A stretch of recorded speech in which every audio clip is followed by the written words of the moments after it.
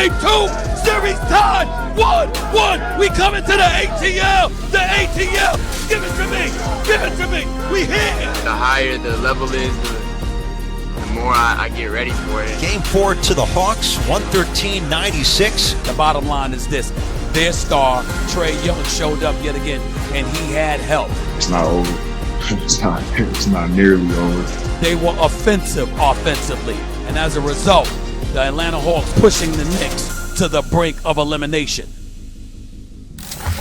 You know what, Max? I really try not to wear my heart on my sleeve, but when I just saw that video with Stephen A, with the fans going nuts, New York stand-up, I feel sad. Molly, Stephen A, sad stop. for him. We need to stop everything for a second. I just want to point out. Yeah. Do you see how a Knicks fan acts when they win a single home playoff game to a lower seed that already took a home court from them in game 1? For the first time in 8 years, they win a single. Look at how a Knicks fan reacts. Sad. I think it's funny, but yeah, you can find it sad. Yeah, I do. I feel a little sad inside. But Trae Young, he's not sad because the Trae Young show continues, leading the Hawks to a commanding 3-1 lead. 17-point win. Game 5's at MSG. Stephen A, does this series even go back to Atlanta? It's been a rough, been a rough weekend. Trae Young is special. He's just special. But we going back to the ATL. We going back to the ATL. Really? Yeah, we going back. We going back. I ain't going out like that. Listen. Okay? Say it with your chest. Look at you. Listen. Is this faith? It is. Are you just trying to your lips to God's ears trying to make things happen? Listen, I'm not a typical nauseating, disgusting Cowboy fan. You never saw me out there when the Knicks were stinking up the joint, acting like we gonna win the championship the next year, like the Dallas Cowboys do every week. I've never done it. I'm just talking about a game. I'm just talking about game. You gotta take one game at a time. We're not here to talk about the past. Cowboys have been in the playoffs. We're not here to talk about the past. We're not here to talk about the 99. past. Well, you know, Knicks have been in the playoffs since 1999. It's just that they stunk. But the bottom line is this: the point is that we're not here to talk about the past. We're going to move forward. We're going to focus on Wednesday night. Going to take one game at a time. All right? Trae Young is averaging 27.5 points, 10 assists, shooting 47% from the field. He's just been spectacular. And then they got talent around him, and Herter and Collins and Hunter and these boys and Bogdanovich. I mean, Gallinari off the bench. Gallinari's balling. They can do what the Knicks can't do. They can make shots. And I'm going to say this. Let me be very, very serious and just take my emotions out of the side and just put on my basketball hat. I'm very, very proud of the Knicks and specifically Julius Randle this year and what he's been able to accomplish. He's the most improved player. He deserved the award. He got my vote for it, etc. He has been horrible in this playoff series. He is shooting 27% from the field. And contrary to what people try to say, one of the things that I don't get credit for, Max, sitting in this seat, is that I don't try to mess with people's money. I want them to get their money. That's true. By the way, that's true. Stephen A, in front of the camera and behind the scenes, does not want to mess with people's money. That's true. You'll even say it like, I don't want to talk about anyone getting fired, coaches and I don't stuff want to like mess that. with their money. I want you to get paid.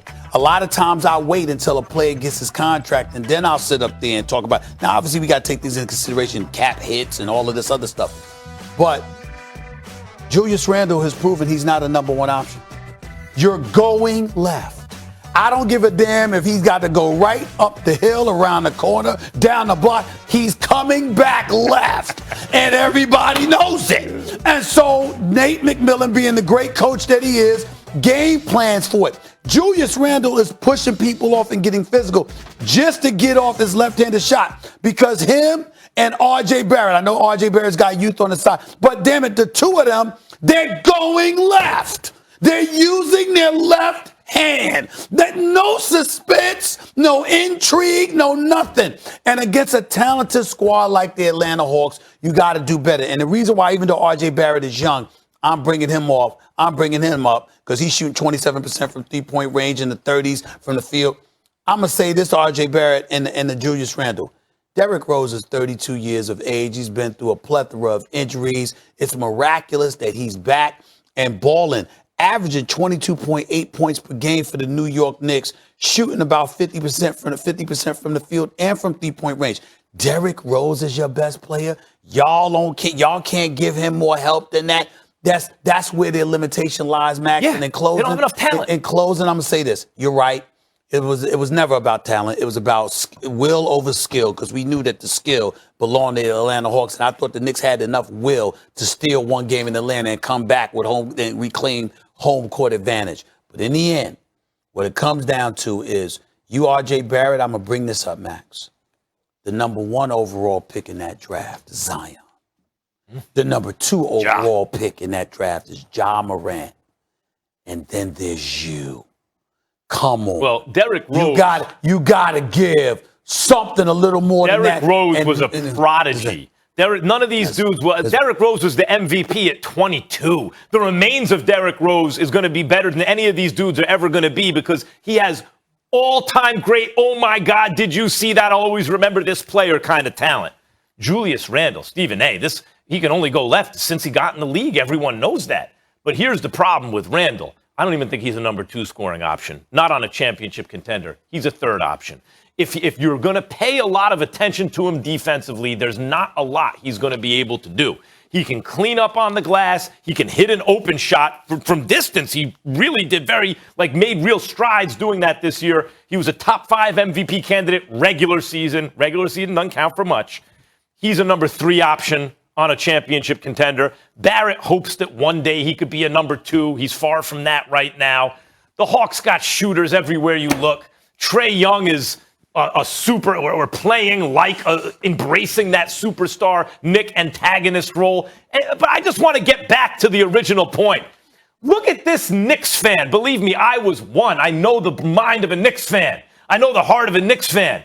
You came in and celebrated one single home playoff. You said not like a Cowboys fan. It was exactly like a Cowboys fan. Like you just won the chip. Not at all. It was one game. Not at all. No. The people outside, we were euphoric. We were happy because the New York Knicks had tied the series 1-1, and we were going to Atlanta to try to reclaim home court advantage. Ain't nobody talking about them beating Philadelphia or Brooklyn. We know better than that. Dallas Cowboy fans go 1-15. No, we're going to win the Super Bowl next year, right? No, we're going to win the Super Bowl. We didn't do that. Knicks fans didn't do this. I'll never compare myself to the Cowboy fans. But like I said, we here. It ain't over yet. I'm proud of you. It's not You're over here yet. for another game or two. It's not Stephen A., I'm proud of you, because you said will over scale. You had the will. You got on that plane. You packed your bag. Exactly. And Julius Randle. You know, ATL. And R.J. Barrett did not show up. And you had a heart filled with hope. Are you going to be rooting for the Nets? Because this is all going to be over for the Knicks another game or two. You're going to start rooting for the Nets? Of course I will. Once the New York Knicks are gone, I will always root for New York first. Always root for New York first. There's a lot of people rooting against the Brooklyn Nets. I won't root against them. I won't root against them. They're from New York, baby. They're one of the 5 boroughs. They're one of the 5 boroughs. I'm going to give them love. Except for they'll never get more love from me than the Knicks. But I'm going to give them love. But I'm telling you this right now. Here's how you handle this, Tom Thibodeau, okay? Julius Randle's a big boy.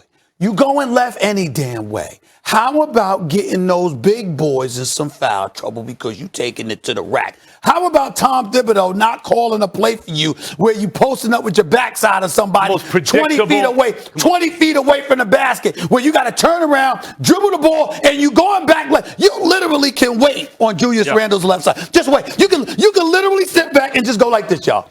You can literally just go like this. He's coming this way with his left hand. Just stay there and wait for him. Just wait for him. Now, if you want to contest the 3, you can do that. But you literally can just stand there with your hands in your pocket. If he's going to drive, you literally can wait for him to come to the left. Come to the left. He's coming back left. He's coming left. And R.J. Barrett came on First Take, and he said, I got news for you. I'm right-handed. I said, I don't give a damn. You never use it. We don't see your right hand. You're going left too. You got to be more versatile. That's on offense. That's what's happening. What about the defense? You got to run some guys off the 3-point line? Yes. I mean, you got to do something. And by the way, Isaiah Thomas has said this on countless occasions, because I believe it's the only way to beat the Brooklyn Nets. Don't double anyone. Make sure, listen. If they score on you, they score on you. They but will. at least you have someone that's in front. You're in front as a We gotta defender. go.